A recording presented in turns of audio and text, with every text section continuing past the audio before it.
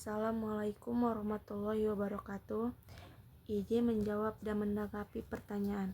Nama Sinta Anjani, NIM 0539809929, Fakultas VST. Tugas 1. Dasar-dasar penyuluhan pertanian. 1. Mengapa perlu mempelajari sejarah penyuluhan? Jawabannya, mempelajari sejarah penyuluhan penting karena sejarah penyuluhan pertanian memberikan pengetahuan tentang latar belakang kegiatan-kegiatan penyuluhan pertanian dalam mendukung keberhasilan pembangunan pertanian. Hampir setiap negara memiliki sejarah dan perkembangan penyuluhan pertaniannya masing-masing dengan faktor-faktor yang membelakanginya. 2. Apa tujuan dan peran penyuluhan?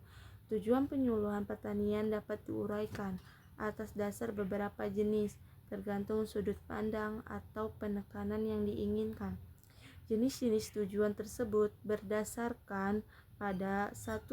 Dampak yang dihasilkan, 2. Tingkat tujuan, 3. Waktu pencapaian, 4. Komponen perilaku sasaran yang diubah, dan 5. Aspek usaha tani. Jenis-jenis tujuan akan selalu terkait dengan uraian jenis tujuan yang lain. Peran penyuluhan dalam pembangunan antara lain adalah sebagai 1. Katalis, 2. Penemu solusi, 3. Pendamping, 4. Perantara.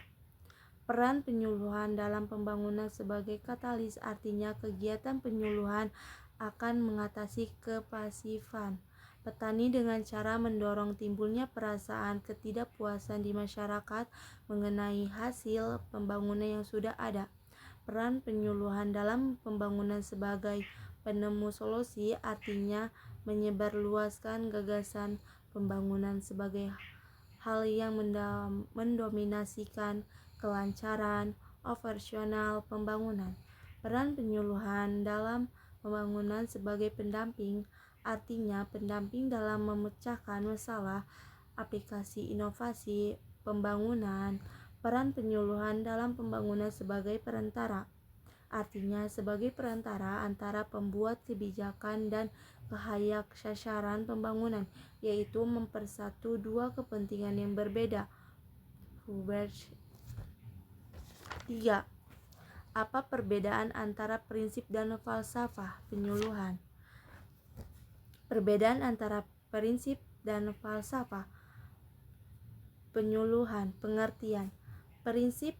Prinsip adalah suatu kebijakan yang dijadikan pedoman dalam pengembalian keputusan dan melaksanakan kegiatan secara konsisten. Falsafah.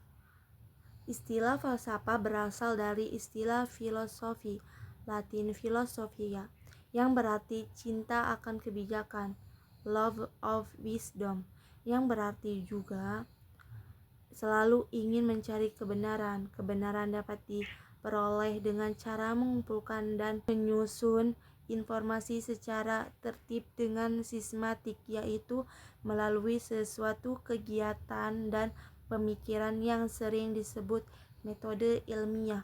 Metode ilmiah adalah suatu metode dalam mencari kebenaran. Sifat prinsip yaitu praktis dan aplikatif. Sifat falsafah yaitu filosofis dan mendalam.